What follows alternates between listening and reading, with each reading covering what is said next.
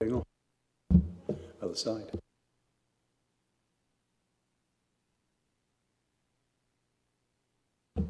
Okay, well, welcome everybody. Good evening to this meeting of the Overview and Scrutiny Committee. If you'll bear with me, I'll just run through the pretty standard admin procedures. My name is Councillor Steve Harvey. I'm Vice Chair of this committee, and tonight I will be acting as Chair in the absence of our Chair, Councillor Joy. Hello, Tabby. Who is poorly. She was missing from full council on Friday, of course, so she wasn't just having a duvet day. She really is poorly, because I don't think she'd miss two on the trot like this. So, the meeting has been live streamed to the world and on the Cheltenham Borough Council YouTube channel. So, the four of you that are watching, welcome. And please note, if there is a fire alarm, there isn't one planned, but if there is, just follow the leader of the council out, because she'll be the first out the door. Because she's nearest to it, aren't you, Councillor Hay? Right. Apologies have been received from Councillor Joy. Hope you get well soon, Tabby. And Councillor Fifield. Is anybody aware of any other apologies that we should know about? No? Okay, thank you. Moving on to agenda item 2, declarations of interest. I'm going to guess that Councillor Nelson's going to have a hand up very shortly, but does anybody else have any declarations of interest they'd like to share with us? Police report, Emma. Oh, yeah. Yeah. Is that a... Yes, if you want it to be. In the past, it needs to be. It's a comment from the police, the Police Oversight Committee. Okay. And, in that case, please can I declare you have a report relationship with somebody there. Yeah. Okay. Thank you. All right. Does anybody else have any declarations of interest they wish to share with us? Or not? We'll soon root you out, don't you worry. Right, minutes of the last meeting. I believe Councillor Chalin has a slight change to something for clarity. So could you share it with us now, please, Councillor Chalin? Thank you. Yeah, it was just the cabinet briefing, bottom of page 5, top of page 6. It wasn't clear what the agents were interested in helping the council with. So, but it was the sale of the municipal building, I think. Yeah. Okay. Thank you. I think that's accepted. Yeah, clarity is always good, particularly when you weren't at the meeting and you're reading the minutes and you think, what do they mean by that? So, thank you for that, Councillor Chalin. Does anybody else have any? Councillor Nelson. Thank you, Chair. I just think for my colleague on my right, it would be nice to say Stan Smith, not just Smith, because it sounds like Smith and Suzanne Williams. He's called Smith Williams. Hello, Councillor Smith. What's your name? What do we have you as? What? Smith. Oh, that's standard. Yeah, that's standard Foreign Office writing. No one's addressed by the Christian name. It's just Took and Chalin and so on. Okay, with that small amendment, am I okay to sign the minutes as being a true record of the last meeting? Okay. Thank you, Councillor Britta. Can I have a show of hands from everybody else, please? Thank you. Right. Public and member questions. We've got no public questions, and there's nobody in the public gallery. So no dramas tonight. Cabinet briefing, agenda item number 6. Councillor Hay is here, the leader of the council. Councillor Hay, do you have an update for us that you wanted to share before your briefing later on the housing transfer? Or you're just going to wait till later?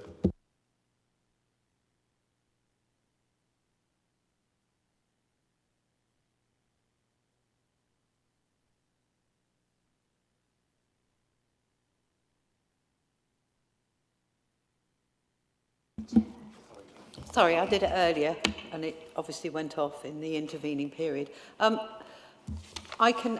is nothing else I want to brief on. I did quite a big briefing on Friday at full council on things that I would have briefed you on. I do, however, have an update with regards to Cheltenham Borough Homes, but I'm not quite sure where that sits on your agenda. We have a piece at item 11, so if you're happy to wait till then. Spoof is actually item 10.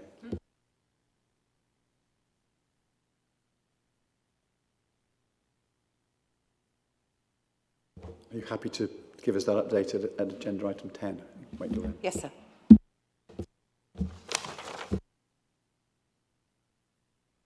Councillor Smith.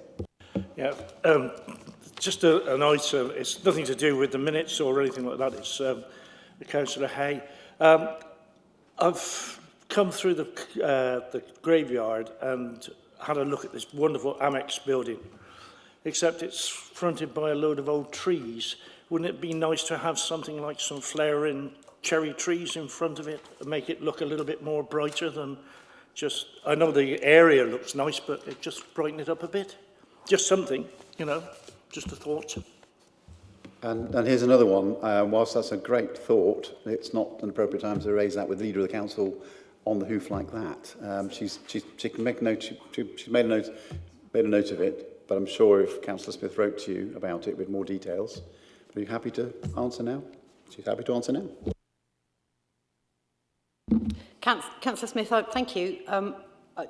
The graveyard, the now closed graveyard, is absolutely full of trees.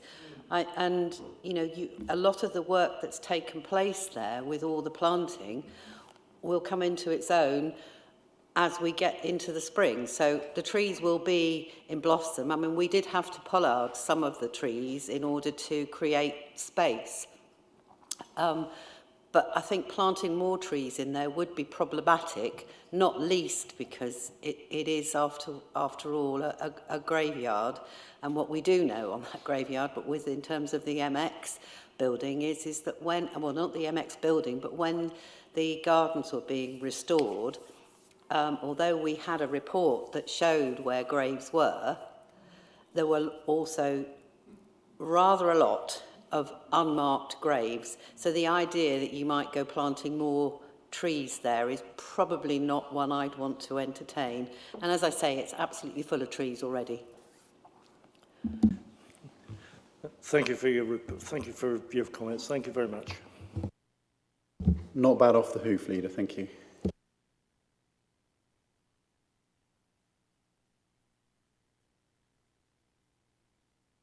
Right, agenda item 6. Matters referred to committee. There were no matters referred to this committee. I don't think. No, so there's no need for a vote. We'll just move on to the next item, which is what you're all here for, really, and been waiting to get your teeth into this, the tourism and town marketing provision. We have Councillor Max Wilkinson here, who's the Cabinet Member for Economic Development, Culture, Tourism and Wellbeing, and also Helen Mole, the Head of Place and Marketing Provision. And I suspect this is going to be Councillor Wilkinson's last appearance before this committee. Is it? Do you think? So I wonder if we might place on record our appreciation for him in his time in this role. I know Max has been a strong advocate for culture, economic development and so on in this town, so we are going to miss you when you step down for the council in May. So just record our thanks, so thank you. Now, how do you wish to play this? Helen's going to do the brief. Okay, I'll hand over to Helen then. Thank you. Okay, thanks, Chair.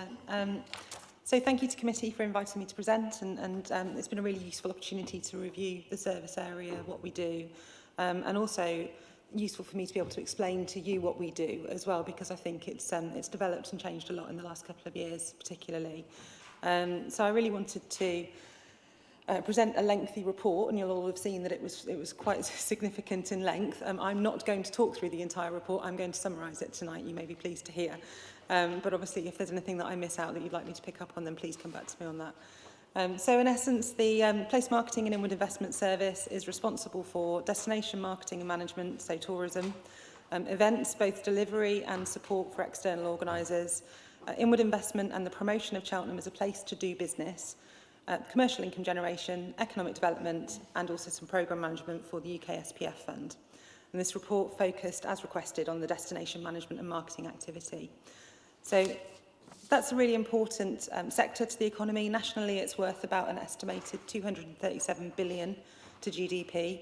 And in Cheltenham, we had about 2 million visitors in 2022, and approximately 4% of all employment in the town, and hundreds of businesses is supported by tourism.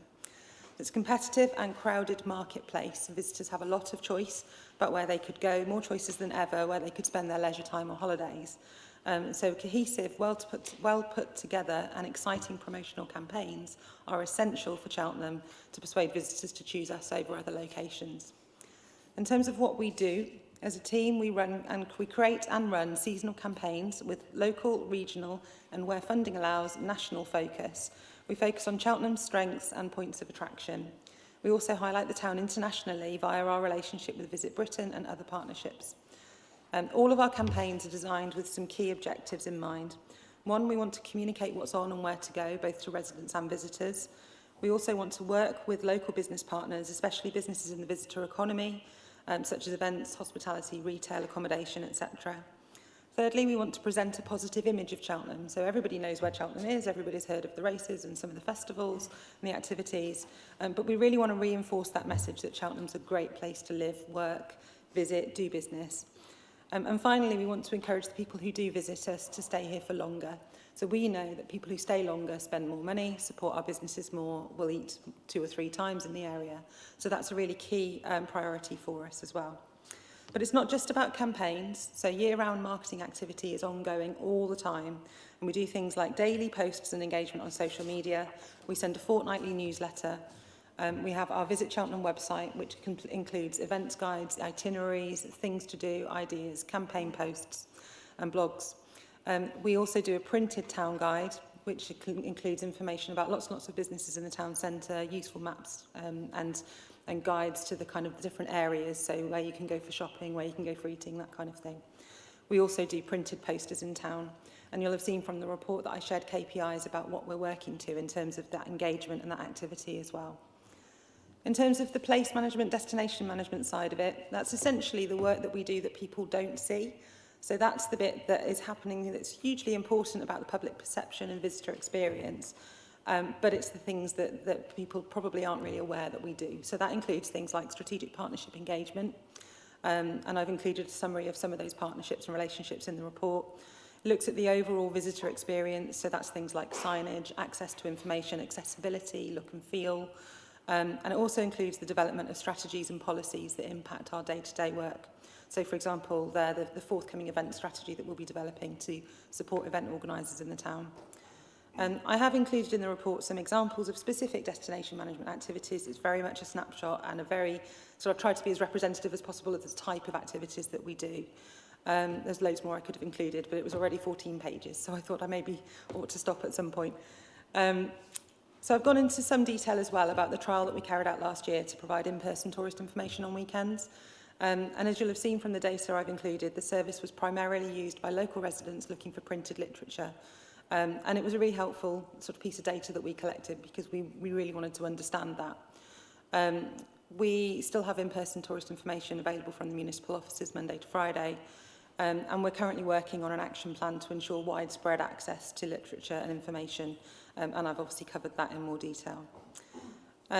Finally, measuring success, absolutely vital to ensuring what we do is the right thing and that our efforts are focused in the right areas.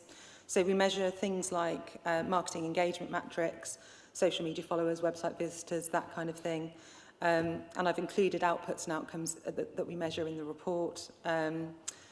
I thought it was worth highlighting the fact that the website visitors increased by 22% last year, which we were really, really pleased with, and it's testament to the hard work of the entire team that worked with me on that. There's a lot of developments that have gone into the website to make that happen and make that possible, and that's to be applauded, actually. It's also partly attributed to visitors to the ice rink looking for information, because that was the source of information for them, so that was a really good thing. And then we also measure destination performance measures. So that is measured via an independent assessment of the volume and value of visitors and tourism and the impact of visitor expenditure on the local economy. We've got year-on-year comparisons since 2008, so it allows us to see the trends, it allows us to see the impacts of global events such as we've experienced. And so it's a fairly reliable indicator of the sector and really, really helpful for me when that comes through. You've got 2022 data, that's the latest available. It works a really long time in advance, so 2023 data isn't available till November.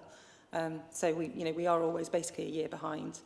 So while the figures for 22 look brilliant, and at first glance make me jump up and down and you know, very excited, it has to be seen in the context of the recovery from COVID, so you have to compare them to 2019. We're not quite there yet, but we are in line with the rest of the country, and that's a really important stat for us to understand as well. So, and we're also anecdotally picking up feedback that 2023 was a good year, was better than 22, but of course I won't be able to sort of present that formally until much later in the year. So finally, in summary, we are a busy team. We're all really passionate about Cheltenham, and I think that's what you want, that's what I want in my team as well. I want people who just automatically know what's happening, where to go to find out, and really want to share it. They're really passionate about businesses, they're passionate about the visitors, about residents, about really making sure that Cheltenham is as good as it can be, and it's that we shout about that. We've got lots of plans in place at the moment for development, but above all, we're going to continue to promote the town and try and make it as successful as possible. So thank you for your time. Okay, thank you. Before I open up to members, I just wanted to make a quick comment. I think it's a really good report, so thank you. And I spoke to you before the meeting and said that this is essential that this sort of information gets out there to the general public, because tourism isn't just about a tourist information office from days of old and then the pod. It's evolved. I've got American friends coming next week. I'm picking them up from Heathrow, and I was trying to think, where am I going to take them? They were ahead of me. You know, they're in Washington. They've planned their week, and they're going to places I wouldn't even have, because it's all on the internet now. There is a lot of people, of course, that don't have internet access, and so I'm pleased that we're looking at other ways of reaching out for them. And the pod, what struck me about the pod, open Monday to Friday in tourist information offered in the reception area, and the pod was on there on a Saturday and Sunday, but the people that were out using it were from Cheltenham, which is fine, but yeah, I find that odd. And one of the figures I've read was 16% of the people that used web pages were from Gloucestershire. Is that Gloucestershire excluding the GL50 to 53 postcodes? No, sorry, that's the whole of Gloucestershire, so that includes Cheltenham as well. Yeah. Okay, thank you. Right, now, I've got Councillor Tuke wanting to speak. Can I just deal with Councillor Chalin first, if you don't mind, Councillor Tuke, because Councillor Chalin submitted some questions for this this part. Is there anything you wanted to add to what Helen's briefed in, or just some reflection? No, just really appreciate the feedback, and thank you very much for that. Helpful. Okay, Councillor Tuke. So I think your report's excellent, thank you. And I actually think it's an underestimate of the power of the job you do. I mean, I moved to Cheltenham 2.5 years ago. I didn't have any roots here. I didn't know anyone here. I knew Cheltenham by reputation. And I knew Cheltenham by reputation for its culture and its heritage and all those things because of the marketing that you do. So the benefits, I think your KPIs actually underestimate what you bring to the town. By marketing the town, we bring economic benefits, we bring people here, we bring far larger benefits actually than tourism, because it's a lifestyle choice coming here. So I wanted to kind of recognise that point and say, could you actually, when you're thinking about KPIs, is it possible to look at people who move here, who choose to adopt this town, and see how your marketing is reaching them and how it's converting, because real economic benefits there. The second thing I was going to say is specifically about, and I'm sorry, I should have asked this question in advance, is about twinning and international partnerships. Could that be working harder to bring tourism to Cheltenham? And is there, you know, is that something we should be pursuing so we get return on investment, real return on investment in terms of tourism through those partnerships? I should ask that. Thank you. Yeah, certainly in terms of the KPIs, the wider service area has more KPIs. So I've specifically just included the tourism ones in there. But you're absolutely right. And the reason that I'm place marketing and inward investment is because that understanding of the role that place marketing plays in inward investment, and that's the choice for directors to bring their company here, that's the choice for families to move here, and so that wider holistic message is really, really important to us. And you know, that's things like education, you know, the fantastic schools that Cheltenham's got, the green spaces, it's stuff that it's all part of that beautiful tapestry that makes up the town and the reason that people choose it. So yes, please rest assured that that's absolutely acknowledged in this sort of wider service area, but not focused on tonight. In terms of twinning, yes, absolutely, there's a role for twinning, and that kind of ambassador role of people going out from Cheltenham and talking about the town. I share information, give them literature packs whenever they do visits and that kind of thing. So there is a kind of burgeoning relationship there between me and the twinning team. Could I just come back? But can we turn it... Sorry, I think you're still on glass. Oh, sorry. But can we start to turn that into hard metrics? You know, so targets via twinning and so on. That's something I can take away and have a look at. Yeah. Okay, does any other member have any? Sorry, Jackie, Councillor Cheney. It was more a comment really, pertaining to what Julian said first. I was talking to some people at the weekend who had moved here from Oxford, and they love it here, and partly because there aren't so many tourists. So it is really a balancing act, isn't it? So yeah, it's great. They should come during Waste Week. I've got Councillor Nelson, then Councillor Williams.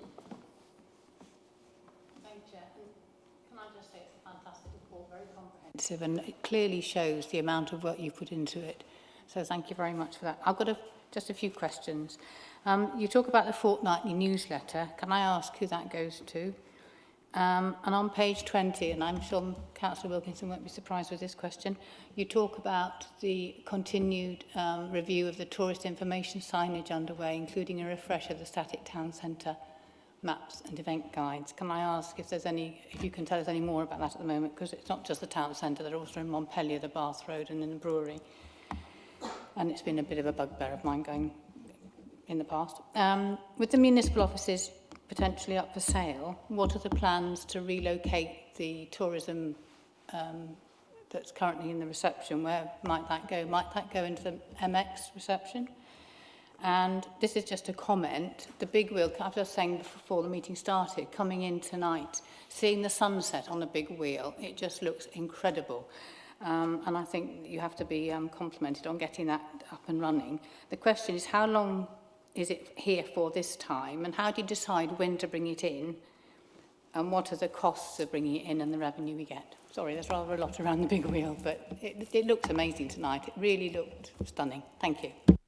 I'll cover those before I go to Councillor Williams. Thank you. Yeah, I'll take those in turn. So the fortnightly newsletter, actually I've just been logged off, so I don't know the number. Hang on a sec.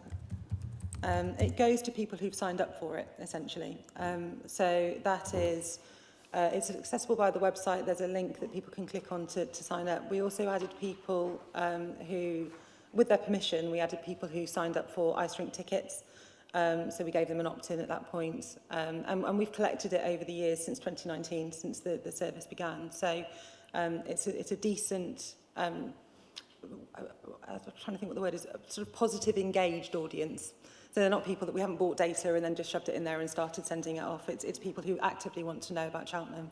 And that's reflected in our open rates, which are around about 40%, which is much, much higher than the industry average. So yeah, thank you for that.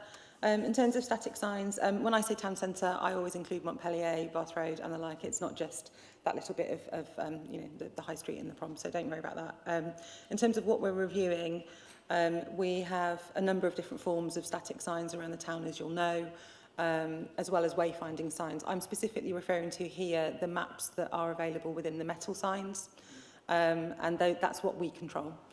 Some of the other signage is controlled by Gloucestershire County Council, and we are making inroads to sort of getting that looked at and reviewed. But there's a sort of limit to what we can actually do with signs that aren't ours. But when it's our sign, we will always review it, make sure it's up to date, and do our best. We're updating the signs at the moment, and the metal signs, because they've still got some old posters in. So we're getting through all of those at the moment, giving them a clean and getting that out over the next couple of weeks. In terms of tourist information and where it's available from, The MX is on my list to get some tourist information in there because it's a visitor destination, public-facing building. So that's in train, that will happen. And it's too soon to say about the municipal office, but I would assume that the Cheltenham Borough Council will always have some form of front-facing desk, and for as long as it does, we'll have some sort of tourist information there. So that's all I can give you on that without any sort of further information in due course. And then finally on the big wheel, that's organised by Cheltenham Bid. It's actually organised by our event manager under contract from Cheltenham Bid, and we promote it. So I can't answer any of the questions about cost or decisions, but I'm sure that the bid will answer that in due course if you ask. Thank you.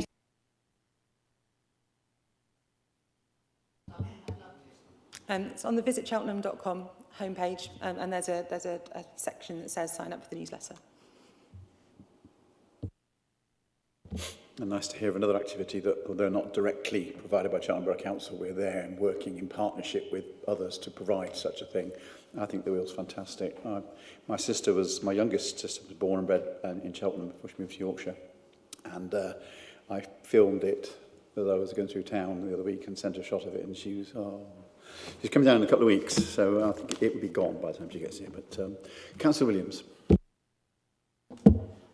Actual physical leaflets, I know we sort of try and cut back on the use of paper and everything, but I have noticed in like the resource centres, laundrette I went to down the high street the other day, and it's all out of town. It's all places, it's nothing about Cheltenham. There's no Cheltenham leaflets in there. I mean, is that intentional, or, you know, it's just like, yeah, thank you.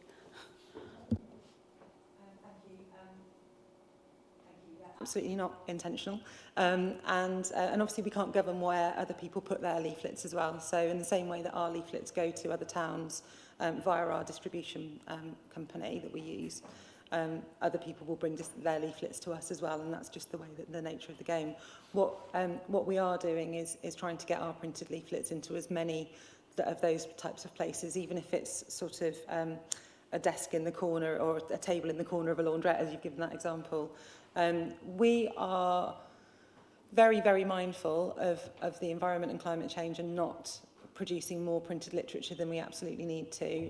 We are also balancing that with the need to produce printed literature because not everybody is online and people prefer it. Some people prefer it. So we print 70,000 town guides and then we hand them out, distribute them until we've got none left, and then we get the next one in. And we're actually at the moment designing and printing the next version of the town guide, so it will look different the next time you see it. It should be out in the next couple of months, because we are now down to our last few thousand of those 70,000 that we printed 18 months ago. So yeah, we minimise it as much as we can, but we absolutely have to print them, and we make sure that they're as sustainably printed as possible and that we can continue to do that. Say thank you, because there are people who just don't engage on computers and things like that, and they say, I never know what's going on, what's happening, because they don't, like the press now is only just once a week. It used to be every night. So yeah, they just don't get this information, so that's good. Thank you. Okay, thank you. Yes, yeah, Councillor Wilkinson. Thanks. One of the things that Helen and I and Tracy and others have discussed at some length in our regular one-to-one meetings is the massive importance of making sure that while more and more people will access the tourism information online and via social media and those sorts of things, and there's been all sorts of really good campaigns that the team has run, and the stats are there that prove that actually huge numbers of people are doing that, and that's really important. And the metrics that Helen has presented are there, and they tell that really positive story. But while we know that there are more and more people doing that, there is still a group of people who are not defaulting to digital. And that's why we need that response, which will be tourism information printed in a central location and in central locations. And Helen's set out in the report how that number of locations is potentially going to grow. But it's about a proportionate response, isn't it? Particularly in light of the discussions that we all had as members during our budget debate last week, where on all sides of the chamber, everyone recognised that we just have a lot less money. Now, in the past, of course, you would have had a tourist information centre with several members of staff in it, and there they would have been talking to a handful of people or maybe a dozen people a day, as our staff on the pod experienced. But we know that that's not how things are done anymore. That's not, the demand is just not there for the level of subsidy from the taxpayer that would have needed. So it's about that proportionate response, and Councillor Williams is entirely right. We do, and Councillor Nelson has raised this question on a number of occasions in Council, quite rightly, because there's still that group of people. And I think the conundrum over the next few years is the one that some of the stats that Helen set out in terms of the people who use the pod. There was a word cloud which hasn't made it into the report, but it was very telling. I said, well, what if we did a word cloud of the location of all the people who spoke to our pod staff? And in the middle, it just had in what you would probably call sort of size 60 font, Cheltenham. Now, local people clearly want information about our local area, and most of those local people will know where they need to go to get the festival's brochures, because you can phone Cheltenham Festivals, or you can register for Cheltenham Festivals updates. Similarly for other local organisations. But it's not viewing this just as something to do with just tourists or just local people. It's about the proportionate response that hits those markets and make sure that everyone gets what they need to come into the town, and make sure that our hospitality businesses continue to thrive. And we know that many of them will be struggling as a result of the energy bills crisis and all sorts of other stuff that's been going on in terms of business rates and inflationary costs and lack of availability of staff, but all kinds of other organisations as well, which benefit from the broader destination marketing operation that we've got going on. I sense that I was probably the last person speaking this, Steve, so I would just finish by saying well done to Helen for the report. It was really detailed and really thorough, and covered off some really interesting points. And I will finish by saying, if you didn't get as far as reading the final page, which was about the massive reduction in carbon footprint for the ice rink, make sure you read that last page, because that just does go to show that you can do things in a way that is green, which does benefit the economy and tourism and brings a lot of money into Cheltenham. Brilliant. Good point, Councillor Wilkinson. Councillor Beale. Hi, Helen. Thank you for your presentation and everything you're doing for Cheltenham. Just wanted to point to some of the KPIs. One in particular was around day visits, and it looks like that seems to be the one that's most stubborn and the most difficult to, well, probably the most potential, probably a positive way of looking at it. Just interested in your insights into how we can, what can we do to attract more people, or are there prevailing national trends around day trips that are already quite low anyway? I'm just interested in your insights on that one. Thank you. Yeah, there are, I mean, that's some good growth, but obviously, as you said, it's not as high as the other ones. I think there were some challenges in terms of the national statistics. That's certainly reflective of any that I could find. What we struggle with is actually getting the directly comparable statistics to other towns, and we're sort of working on that on a personal network basis rather than that being published in many places. So I haven't got sort of a comprehensive answer for you there, but that's exactly what we're targeting. You know, talking about day visits, increasing those, and then also converting people to staying visits, because the economic impact is much greater. Certainly that's where things like events come in, and our hospitality and our food and drink offer. When you're talking about, I mean, I suppose another point that I'd raise here is the fact that we've got a really excellent relationship with our regional neighbours as well. So we work really closely, and I've referenced that in the report, with the Cotswolds tourism team, as well as Gloucester City, Forest of Dean, Stroud, Tewkesbury, and the rest as well. So that's where there's a really good symbiotic relationship between the districts, because people might stay in one and then visit the others from that base. So yes, we wouldn't get them as a staying visitor, but we'd definitely get them as a day visitor, because they've stayed in Stow-on-the-Wold and then come into all the towns from there, for example. So yeah, really good question. Sorry, I haven't got a much more comprehensive answer, but absolutely a priority for us to focus on that. Back in the 90s, when I was chairman of the Leisure Committee, there was a catchphrase that we used, which was Cheltenham Centre for the Cotswolds. And I remember a CEO that came for an interview to the full council criticised us, saying, "No, you're nowhere near the centre, and I don't know why you're choosing that." And I think he missed the point, really. It's Centre for the Cotswolds. Come and stay in Cheltenham and see the rest of our beautiful county. And you're absolutely right. It's critical that we have this working relationship, this symbiotic relationship with the other tourist agencies within the county, because we can't expect them to send their people and visitors to us if we don't help them. It is a quid pro quo, and it scratched my back and scratched your back, but that does seem to work. Something which I think still continues to happen to this town in terms of the day visitors are the number of coachloads of people that come from Cardiff, Bristol, Birmingham, Oxford for a day out because it's Cheltenham. Nothing to do with the races, because it's Cheltenham, it's the promenade. Now, we've got Cav House leaving, but it wasn't just Cavendish House, it was the promenade, it was Montpellier. And now those visitors still come. So that's good. And if you're one of those, thank you. So I've got Councillor Took again. Sorry, just to build on something that Councillor Wilkinson was saying, what I'm very aware of is when you're spending money, you only have so much, and there are always trade-offs with any approach. And something which has transformed the advertising industry over the last decade is digitalisation. And there is a kind of consumer, a kind of tourist, if you don't get it right digitally, you won't get it right at all, and you won't get them, particularly young people. And I can only see more money going in that direction, because at some point we'll have to embrace AI to help people to find Cheltenham and find their way around Cheltenham. We obviously need to spend money on search engine optimization.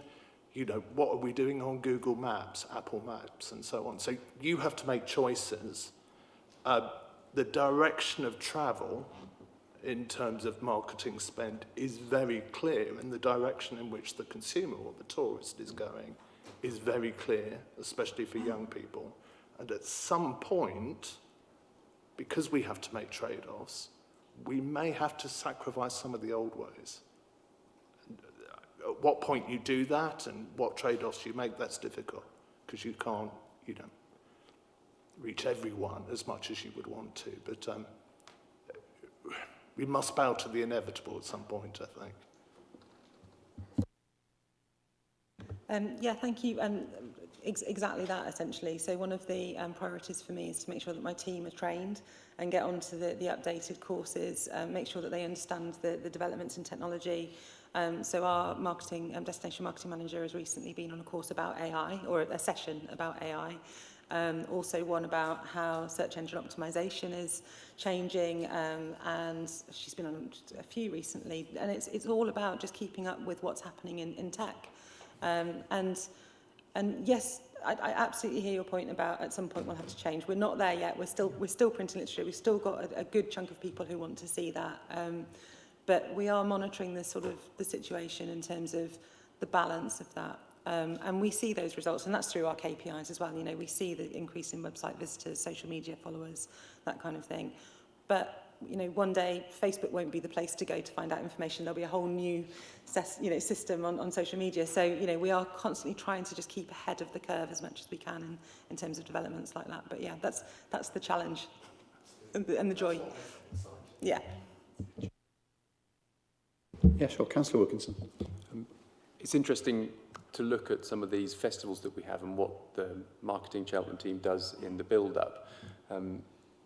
I attended one of the pre-events, and I found myself in a room filled with people who had tens of thousands of followers on social media that I personally don't use in many cases. And those people were attending an event. I would imagine the cost per pound that you got in terms of reach was pretty good out of those events. And some of them had specific Cheltenham-focused or Gloucestershire-focused audiences. So there were social media posts going out from people saying, I'm at the launch of Cheltenham Food Drink Week, and here's where you can do it. Great evening, look out for it with the right dates and the right links on, as a result of managing just to get that right group of people into the room. And it was a really impressive operation, and it would have reached probably not huge numbers of people from within this room, but in the wider Gloucestershire audience, there would have been tens of thousands, if not hundreds of thousands of people reached just from that sort of 1 hour and a half, 2 hour period where we went from one venue to another and then on to another and had little drinks and nibbles. And it was really impressive, and I know that the team does that for all kinds of different launches for events that go on in town. That's not the entirety of it, of course, because you've mentioned some of the challenges of the future to do with AI and use of technology, and we must bear in mind that, you know, that's the way it's going to go. And you're right, it is all about the proportionate response at the right time to make sure that you're hitting all the people with the marketing that they need to receive at the right time. At the moment, I think we're doing a pretty good job, and some of the work that Helen mentioned about working closer with other local partners in Gloucester and the Cotswolds via the new Cotswolds LVEP, I think will only help to build on that. Okay, thank you. Until 2021, I managed a national monument for English heritage, and nobody came to my abbey with leaflets. They came with their grandchildren, they came with their children, they came in groups. And Councillor Tucker made a very, very good point about at what stage do you switch off the hard copy paper. Equally, the same question could be asked about money. At what stage does it all go digital? And I think it's going to be a generational thing, and it has to, organically this is going to happen, but it's not going to happen because somebody in tourism has said it's going to on this date, because I don't think that'll work at all. And it'll disenfranchise such a lot of people. Going cashless during COVID did just that for a lot of people, particularly our friends in the sort of the fairground business who don't have summits and ability to do cashless transactions. So, Councillor, very good point. I'm right with you. It'll just happen. I think it will just happen, rather than somebody in the business saying we're going to do this because. And it will be, sadly, when a certain generation is no longer with us, we'll organically move into that, as I think at some point we'll go into no money. There'll be no financial transactions. It won't surprise you to learn, as somebody that used to work at the local business, that I was one of the first 2 futurologists at that place.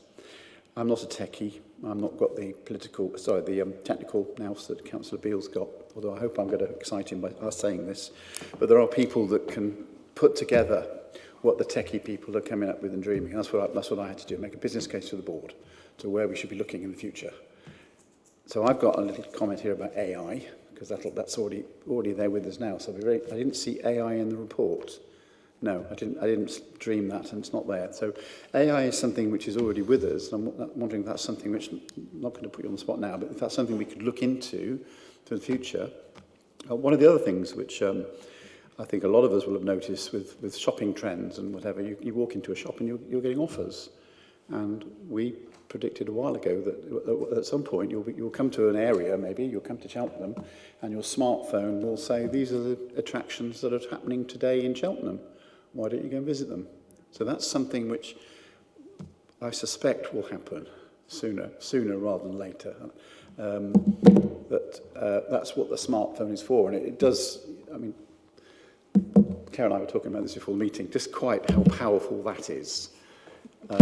It is very powerful for good and also for bad. But let's try and be positive and use it for the good. So the other thing I learnt as mayor is you are a number 1 ambassador for the borough, but there are 39 other colleagues who are equally as passionate about this town. Some of whom, like Councillor Tuke, has been here a couple of years, and I can't say I've met a more passionate individual who's been here for a short period of time in selling our town and what it's good for. And it's good for an awful lot of things. I'm a Cheltonian. I'm biased. I know there's other Cheltonians in the room. We're biased. But it's really good to have someone new to the town who can say, this is such a good place to live. And I've come from London, which has got so many attractions, to live and work here. And you do it remotely, don't you? You don't have an office, you work from here. That's what we need to attract. Golden Valley is going to help with that. But AI is something to think about. Also, in terms of the 70,000 town guides, I got mine from the foyer. There's 40 pigeonholes downstairs. Drop us all a town guide, so we don't have to go to the foyer and steal one. And I saw recently the A1, A0 sized, glossy, laminated, with all the festivals and the dates and whatever. I'll put in a bid for councillors for that as well, please, because what I think a lot of councillors do is we host friends and we host family, and we can do it all online, but you know, it's just a cheat, really, to have it to hand. But thank you, Helen. Really good to see what's going on in the background, quietly going on. And I know that Lisa, a number of times I went to events when I was mayor, and there she was lurking in the background, and not switched off. She was asking questions and she was engaging with people. So, yeah, that's the visit to Cheltenham lead, isn't it, Lisa Kowalski? Yeah. Yeah, so she's our destination marketing manager. Yeah, can't switch off.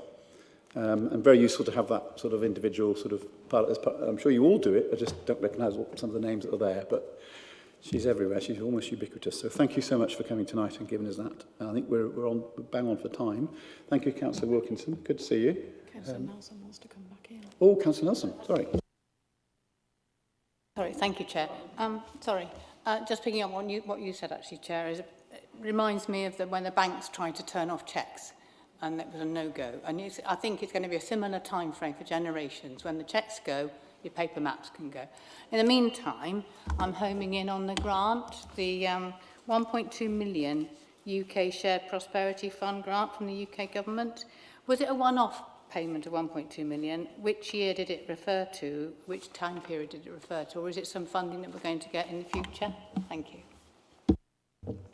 Thank you for the question. It's not specifically tourism related. It was to the council as a whole. It was over 3 years, so 22, 23, I'm trying to get my years right, sorry, 23, 24 and 24, 25. So all the funding has to be spent by 31st of March this year. It went through, I believe it was slightly before my time that we were awarded it, so I believe it went through Cabinet, but I would have to confirm that in terms of decisions about the spend, and it was 11 or 12 projects over the course of those 3 years. Yeah. Okay, thank you. Councillor Wilkinson. Thank you. Slightly more political answer. A few years ago, the UK voted for Brexit, and we left the European Union, and the government pledged that we would receive every penny back that we'd lost via European regional development funding. UK SPF is that replacement funding. It is approximately £1 for every 3 that we got from the European Union, so about a third of the amount that we used to get in European regional funding. It isn't quite clear where the other 2/3 is coming from. So once again, being shortchanged. Okay, thank you. Right, okay, thank you both. So there's no decision to be made for that item. So we'll now go on to agenda item 8, which is equality, diversity and inclusion. And I'll ask Claire to introduce that for us. Thank you, Chair. Oh, I've got to follow that now. Thanks, Helen. I'm really pleased to be able to bring forward to members this very kind of first draft, and it's very much work in progress, piece of work we've been doing around ED&I. Members will be aware that obviously we've got legal obligations under the Equality Act 2010, and obviously additionally for the public sector, we have the public sector equality duty as well, which we need to comply with. So everyone, I think, in this organisation is already hugely passionate about ED&I, but perhaps I think it's true to say that that may not be absolutely obvious to everybody all of the time. So we've started a piece of work around looking at what we do now, where we can improve, but what we want this piece of work to be is really inclusive. So rather than doing something that we're really good at, which is writing a policy and saying, here's our policy on something, and then just getting members to approve it, what we want to do is develop this policy and our kind of associated action plan with members, hence coming forward today, but also with our communities, with our residents, with our businesses, with every people that, so we can really get something that actually works for the borough, not just for the borough council. So, as I said, it's very early in the process. We've set up an ED&I working group, and at the moment that's made up of a number of officers. However, it is our intention in the future to expand the membership of that group, probably post-election now, to include the equality champions, so the member-appointed champions, so we can have some real good active engagement from members throughout the whole process. So as I said, we've started to develop out a bit of a policy which talks about how we'll tackle inequality and foster an inclusive workplace, but also inclusive communities, and a borough that continues to grow and develop and create opportunities for everybody within the borough. Alongside that, we've also started to develop out an action plan. So that's looking at some specific things around activities we can do, things we can be involved in, and pieces of work that we can do as an organisation. And one of the pieces of work that we identified quite quickly within that action plan was the need to update our process for equality impact assessments. So you will have seen some of these members come forward with reports for decision making, but not always. And it's a bit of a culture thing. We need to get into the habit of doing them a bit more. So what we kind of suggested as a starting would be that we bring in a two-stage process. So there's kind of like a relatively quick screening questionnaire, and that would be completed and attached to every single report that comes forward for a decision. So it'd be immediately obvious whether there were any equality impacts. If that report produced a positive response, i.e. there may be some positive or negative implications, then there would be a full assessment attached to that as well. But at least members would be seeing something with every single report. So that's where we've got to with the work. We've obviously provided members with the draft policy, the draft action plan, and those draft sort of two-stage assessments. And what we're really asking is for feedback on all of that. And as I said in the sort of covering report, members are welcome to give that feedback whichever way they want to, if they want to come and see me, or if they want to send something in by email, if you want to give feedback tonight, any of those is fine.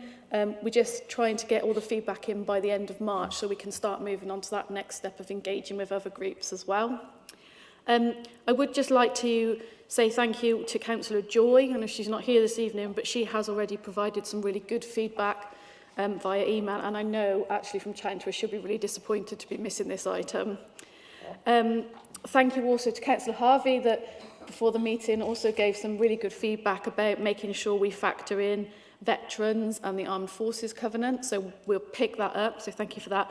And also thank you to Councillor Took. We had a really great chat on Friday about another piece of work that is complementary to this, but in addition around accessibility and making sure that we factor in accessibility into everything. And when I say everything, I don't just mean access to buildings, it's about when we develop our policies and all those things as well. So, and I know that Councillor Took is really keen to be involved in that piece of work, so I'm sure we will have many more conversations over the coming weeks on that. So that's a quick introduction. I'm happy to take questions or feedback or however members. It's kind of unusual because it's a bit of an open forum as opposed to me presenting a report, but over to members really. Okay, thank you. I mean, I could talk for hours about EDI. I'm the first mayor in the country to have had an EDI advisor, which was very, very channeled in that I had a black advisor and I had an LGBTQ plus advisor. But you know what, it's a start. But I think it would be wrong of us to think that the council doesn't have an EDI policy that the senior leadership team work to and is there in the recruitment and promotion process, because it is there. This is work that is ongoing and is crystallising some of the policies that are already there and taking it to the next step, which I think is brilliant. So I've got Councillor Chaley and then I've got Councillor Took.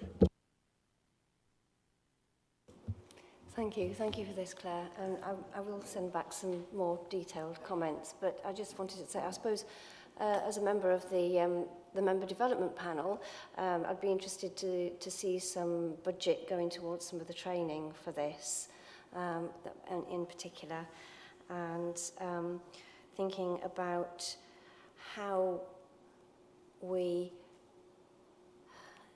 encourage people to engage in this, maybe through I don't know what you call them here, but PDRs, professional development, you know, the annual, you know, that's a useful way, I think, of maintaining people's attention on this sort of thing. Yeah, thank you. It's really interesting, really great start. Thank you. Certainly the annual reports could be a mechanism for officers, and I'm sure somebody will come up with something for councillors to keep up to speed with where legislation is and the training is, because there are a lot of statutory training that should be done by councillors that isn't done. I think we'll have to come to a point where we have to say, you've got to do this. You've got to do your cyber security training.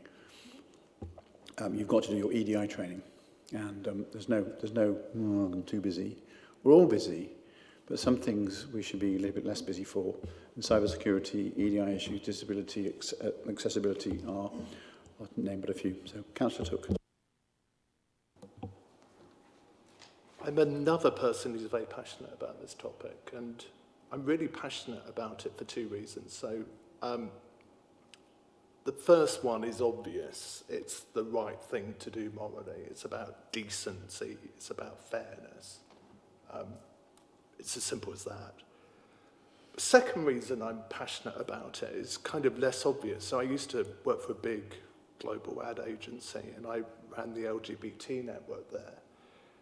And one of the reasons that we could drive it through the business globally was because we made the strong point that this is the right thing to do, because it's the right thing to do, but also this is the right thing to do because it's the right thing for the business. So there is lots of evidence that says that when you have diverse groups of people, they're more creative, they're more challenging, they're more productive, and they're more successful. I work in market research now. People in similar demographics can think in similar ways, behave in similar ways. When you mix that up, you know, and get a rich mixture of people, you get much better outcomes. So this isn't just about doing the right thing, it's actually about being a more successful council. And I really think we can achieve that. That's kind of the group dynamics of it. There's also an individual dynamic, which is, and again, there's lots of evidence for this, and I'd recommend a book by John Brown, who was the ex-CEO of BP, who wrote a book called The Glass Closet, Why Coming Out is Good for Business, where he talked about those group dynamics, but he also talked about how people who are happy, who are themselves, are more successful. People who aren't authentic tend to carry that around with them, and it becomes a problem, and it stops them being successful. So one thing, I thought your paper was excellent, but I would emphasise not just that it's the right thing to do, and it's not just a matter of managing employee risk, which the Equality Act in a way is saying there's a risk there, we need to manage that. It's more about embracing it and saying, actually, we can transform this council and be better at what we do via more diversity. Final point, just one group that I thought was missing there is, again, something that I think we've all become aware of probably over the last decade. I think that's when the word was developed, is neurodiversity. Yes. And there is plenty of evidence that people who have Asperger's, for instance, people who have dyslexia, have real superpowers that people like, you know, I'm neurotypical, people like me simply don't have because my brain isn't wired that way. And again, you know, we should be thinking about neurodiversity, thinking about the unique skills they can bring to this organisation, and thinking how we work with them. So if you have autism, for instance, being in an open plan office isn't necessarily the best environment. So it's making the adaptations, you know, as an employer to get the best out of people. So sorry, they're my passionate points, but I think this is fantastic. Thank you. All very grateful. You didn't hear the comment under Claire's, you're pushing on an open door, Prince preaching to converted. You said a number of times the right thing to do, the right thing to do. What we've got to remember is that for for each of us in this council chamber that think that we're doing something because it's the right thing to do, there will be people outside of this chamber who disagree for their own reasons. And you know what? They can disagree. They're allowed to disagree. They could be a bit more constructive about their disagreements, but we're going to carry on doing what we think is the right thing to do. Bear with me. In terms of neurodiversity, absolutely right. I worked for an organisation where Asperger's and autism was not seen as a disability, but was seen as a strength. And people were actively channeled into roles where those strengths came. We are very lucky on this council to have a PhD who, I'm not going to go into what that particular individual has got, but is neurodiverse. We have a very neurodiverse, we've got a lot of neurodiverse councillors, I'm sure, but it's the word disability is there, but I've got two daughters who are disabled, but they won't say they're disabled. No. They'd rather say they were enabled, and it's like disability toilets. We're trying to get away from saying disability toilet, calling it an access toilet. But this is definitely work in progress, and I'm sure we're not going to rewrite it tonight, but we're going to get a lot of ideas for Claire on this. Yeah. Councillor Took. Sorry, could I just add one point? And it is a political point, but it's relevant to what you were saying. So for the doubters about D&I, you know, the Michael Goves of this world who say we shouldn't waste money on D&I, the academic and the business studies that prove organisations are more successful, deliver more, are really, really important. So this is not about being... So I'm proudly woke, but it's not simply about being woke. It's about being a better organisation. And, you know, the second point about better performance through diversity is really important because, and there's loads of data that says that people who doubt D&I actually do not understand how you turn organisations into high-performance organisations.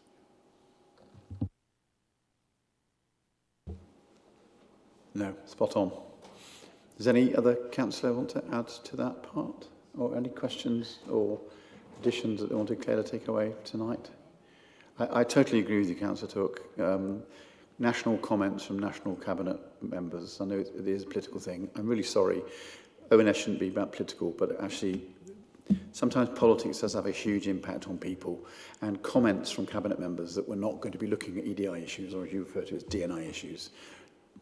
You know, everyone is entitled to their opinion, but if you're a policy maker and you're in government, I don't think you completely say to tens of millions of people, you don't count, and your views don't count, and your abilities that you've got from your neurodiversity don't count. It's a very, very short-sighted politician that says that to people who hold a vote as well. So I think that point's been registered. Okay, well, if no one else has got any questions. Yeah, Claire's got the final word. I keep pressing the wrong one. I was just going to reiterate the point that I said at the beginning. If anybody wants to feed in, feel free to do it in whatever method feels appropriate. If you want to email, that's fine. If you want to phone call, that's fine. If you want to pop in and see me, just let me know so I can make sure I'm actually here. More than happy to chat to anybody about this. I think hopefully it's come across that I'm equally as passionate about this subject. And I equally agree that if you can create a workforce and a culture where people can be exactly who they want to be and who they are, then it absolutely increases performance and will make us absolutely outstanding. Not that we're not great already, but even more outstanding than we already are. So, yeah, just wanted to reiterate that point about feedback. Excellence can get better all the time. So there's no decision required on that, but you've had the input from Claire. So thank you, everybody. We now move on to agenda item 9, which is our feedback from our other scrutiny meetings that people have attended. Does anybody have any points they wanted to make on the 3 lots of feedback that are there? Because I'd like to pick up on something that Councillor Clucas provided from the Gloucestershire Police and Crime Panel. Now, I know that Councillor Nelson has vowed an interest in this because of her relationship to the PCC. Is this something which Councillor Nelson can sit and listen through, or it is? Okay. Because I'm going to be vaguely critical, not vaguely critical, I'm going to be a little bit more than critical, because one of the things, that the feedback from the recent police and crime panel was that certain figures weren't available for perusal by that panel prior to the recent budget, the round of budgets, as part of the council tax process. And some discomfort was raised about that, and it was dealt with by, well, it'll be there the next time. Should have been there now, really, so that you know, the police and crime panel is there to act as an ONS, oversight and scrutiny position, as we've got. And you have to have all the facts. You can't be told. We can be told we can't give you an answer to that today. We'll get you back to you. But when you're talking about decision making and money and charging money to people, I think you should present all of the facts. And Councillor Clucas is our representative on the police and crime panel, and she's provided a summary, but I've just paraphrased what she has said from that panel. So I think that's very, very interesting. Health and Oversight Scrutiny, HOSC, I think we'll hear something in the future about pharmacies and how GPs are doing what they've been told to do, which is send people to local pharmacies, but the pharmacies have had their funding cut. So it's a no-win situation, really. But does anybody have any other comments or questions they wanted to make? I would like, once again, from the Chair, to thank our representatives to these outside bodies, because I know Councillor Bamford said a while ago, no one ever says anything about what I write. Well, we always get very well-written reports from our representatives, and we know that they're there to answer questions. And I think the least that the Chair can do, whomever is in the Chair, can say is, thank you, we do read these things. And it'd be interesting in the future when things change and who might come before this committee and who might not. But no, I'd like to just record, for the record, please, our thanks to our representatives, because this is the these are county level committees. I've sat on the HOSC myself, and it's very, very easy to get your voice lost, but we have very, very strong individuals that sit on those seats who make sure that the Cheltenham voice is not lost in the noise. So, Councillor Shaley, you had your hand raised. Just on that, yes, great thanks to Adrian, Councillor Bamford and Councillor Clucas for that. There was something in Councillor Bamford's report, and he posed a question, but my response to him was, well, did you ask it then? Because it would be, it's not, we haven't got anybody here to ask, so I was just following up with him on that, because it was a really good question, and I can't find it now, but yeah, and he will respond. Thank you. Yeah, they're probably watching now on YouTube, and so Councillor Bamford's expecting your question after the meeting. So, if there's nobody else with any questions to add, we'll go on to agenda item 10, which is updates from our scrutiny task groups, and we've got an update from the Leader of the Council on the transition. Oh no, we haven't actually. Sorry, I'm Councillor Nelson. I didn't realise your name was there. You are the chair of the CBC Transition Scrutiny Group, and you have an update for us. I beg your pardon, Emma. I didn't see that.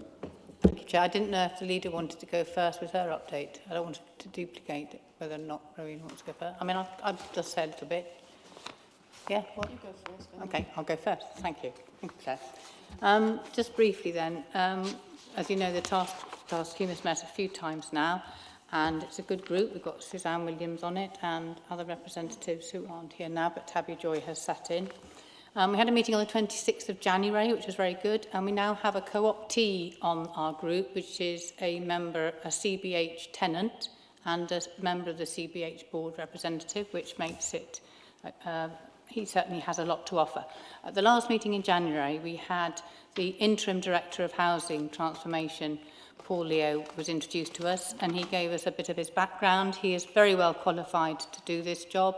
He's got realms of experience, and he's been at previous local authorities, and he's got direct involvement in bringing an Almo back in-house, so we feel in very safe hands. Thank you.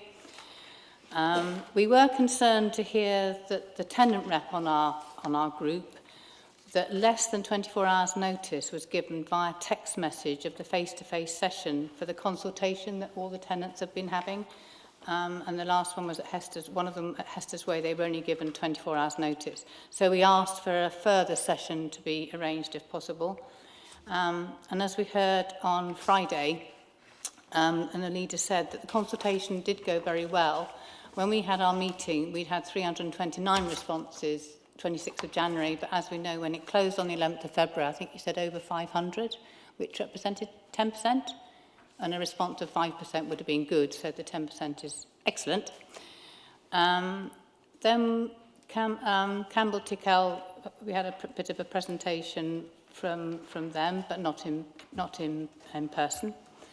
And we talked about the 2P process, which would commence once the process of the consultation had concluded, which was after the 11th of February. We had clarification that we had to be careful after the 22nd of March because of the period of what we used to call PERDA beginning, so we have to be a bit careful with what goes on after that.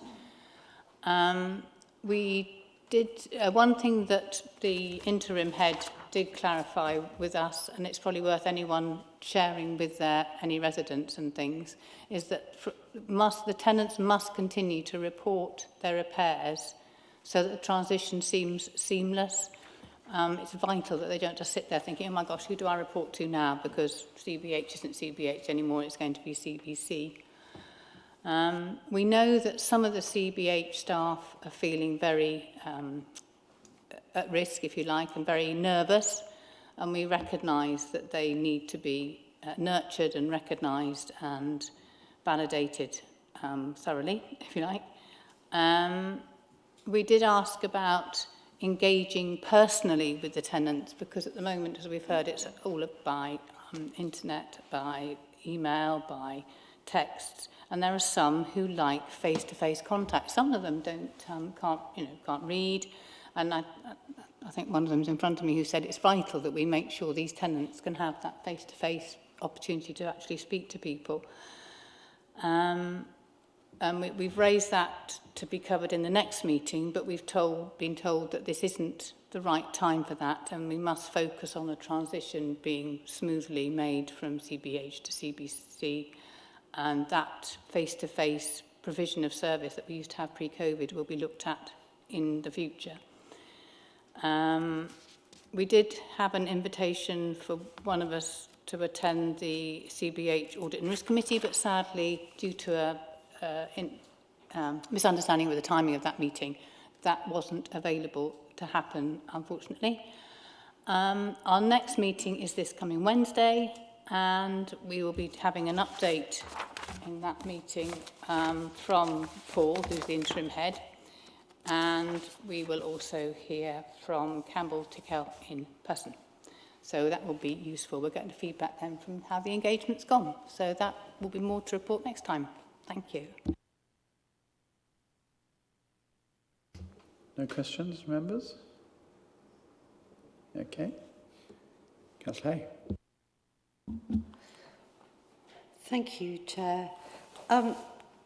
Since the last time the Scrutiny Task Force focus group met, there's been an awful lot of water that's gone under the bridge. It's very fast moving, in as much as, you know, as you will all know, the Chief Executive has left, Arthur has left, also two of the other leads have left. So what we did is acted very swiftly to make sure that there was some continuity put in there, insofar as Gareth Edmondson was seconded to be the acting chief exec there, as well in the interim, as well as Paul Jones, as well as Paul Minnis. And you'll recall from full council on Friday that decision that I took as leader in the interim finished on the 23rd of February, but we have subsequently, as a whole council voted for that scenario to continue. I know that Gareth has worked extremely hard with Paul Leo, and in terms of the morale of the staff moving forward, that has moved a long way since the end of January, a really long way. And, you know, where there are now staff, some Cheltenham, some CBH staff or housing services staff now working out of here, I've made sure that I've gone to meet them, meet and greet, if you like, just to make sure and show that welcome, that actually we're not the ogres and we want to do what's best. I think that there was quite a lot of communication given on the consultation as to the dates and times and where there was the ability to be face-to-face. And I think when members see the Campbell to Kell report, you will find it quite illuminating. But just to finish, I have seen that report, and it's only just come in, literally. And so I've just picked out a few highlights today that I'd like to share. As Councillor Nelson said, the consultation finished on the 11th of July. So the survey was open for the whole of that consultation period, all over Christmas. And there were some 682 respondents to that, which is, so it was 610 tenants, 65 leaseholders and 7 shared owners. 67% understand the reasons why the council's decided to move the management of housing services back in-house. Generally, respondents would prefer a combination of both digital and non-digital modes of communication. That was 57%. The next preferred mode of communication is non-digital of 25 respondents. And digital communication methods are only favoured by 17% of the respondents. Overall, which sort of goes along with what Councillor Took was saying in the previous but one item that you were talking about. And that, you know, if you think of where our tenants are, largely in the communities, that absolutely correlates to that discussion earlier. So overall, the majority of tenants, being 83%, broadly agree with the approach taken in creating a new service offer to them. And 73% of leaseholders and shared owners also broadly agree with that approach as well. The main service areas that were rated red by all respondents are tackling ASB and crime, 28%, addressing complaints, 23%, neighbourhood safety, 21%, and looking specifically at tenants, these are the services areas which they most frequently rated as red. And again, that was tackling ASB, 28%, home adaptation based on needs, 24%, and addressing complaints at 21%. Communication on home maintenance and improvements was 20%. Meeting energy efficiency targets was 20%. Neighbourhood safety was 20%. And that's for leaseholders and shared owners. These are the areas that needs improvement. So addressing complaints, consulting with when major planning work is going to happen is 31%. And the addressing complaints was 35%. Tackling ASB and crime again was 31%. Clarity around major works, contribution 28%. Clarity of service charges at 27%. Communication on works to communal areas, 25%. Meeting energy efficiency targets at 25%.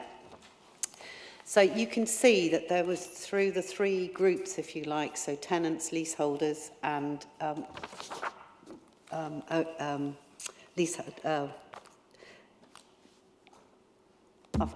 I've lost the word. It doesn't matter. But through the 3 cohorts that are involved with CBH. So through this consultation, the tenants and leaseholders and shared owners really have provided a significant level of feedback based on their lived experience, which is exactly what we wanted to hear.